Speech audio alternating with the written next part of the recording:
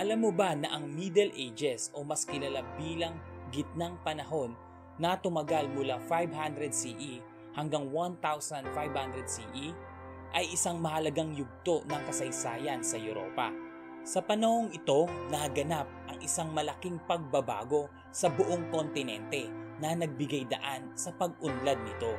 Ang pag-usbong ng Europa sa gitnang panahon o Middle Ages ay resulta ng iba't ibang salik tulad ng pang-ekonomiya, pag-unlad at pag-usbong ng kultura at mga pangyayaring pangkasaysayan. Isang pangunahing nangyari dito ay ang pag-usbong ng feudal system, kung saan ang lipunan ay nahati sa iba't ibang uri ng lipunang agraryo, kabilang ang mga nagmamay-ari ng lupa, mga serf at mga mandirigma. Ang sistemang ito ay nagtaguyod ng kapanipaniwala at estratikong lipunan, ngunit nagdulot din ito ng labis na kontrol mula sa mga lokal na mga Panginoon o landlord. Ang pag-usbong ng mga baybaying lungsod at pag-unlad ng kalakalan ay nagbigay daan sa pag-usbong ng mga urban system at malayang ekonomiya. Bukod pa rito, naganap ang krusada o crusade. Ito ay naganap mula ika-11 hanggang ika-13 siglo na nagkaroon ng malaking epekto sa lipunan ng Europa.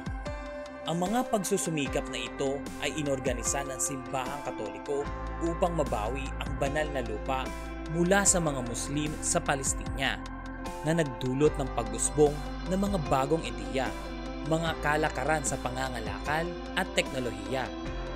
Ang ugnayan ng Europeo sa mga kultura mula sa Middle East ay nagdala ng mga bagong ideya sa agham, filosofiya at sining. Sa aspeto ng kultura, ang pag-usbong ng Renaissance na nagsimula noong ika-14 na siglo ay nagdala rin sa masusing interes sa klasikal ng sining at kultura ng Greece at Rome. Ito ay nagbunga ng mga malalaking tagumpay sa sining, arkitektura, literatura at agham. Ang Renaissance ay nagbigay daan sa pag-unlad ng humanismo o humanism, kung saan itinatampok ang halaga ng individualismo, pagsasuri at pagpapahalaga sa talino ng tao. Sa pangkalahatan, ang gitnang panahon sa Europa ay isang yugto ng malawakang pagbabago at pag-unlad. Ang pangyayaring ito ay nagbigay daan sa pag-usbong ng modernong lipunan, ekonomiya at kultura na nagtatakda sa landas para sa hinaharap ng kontinente. Para sa mga nagnanais na makahanap ng kasagutan sa inyong mga katanungan, maaari niyong i-browse ang aming mga videos. Dahil si Knowledge Power TV ay gumagawa ng mga paksa gaya ng kasaysayan, mga trivia, current issues, at video lesson.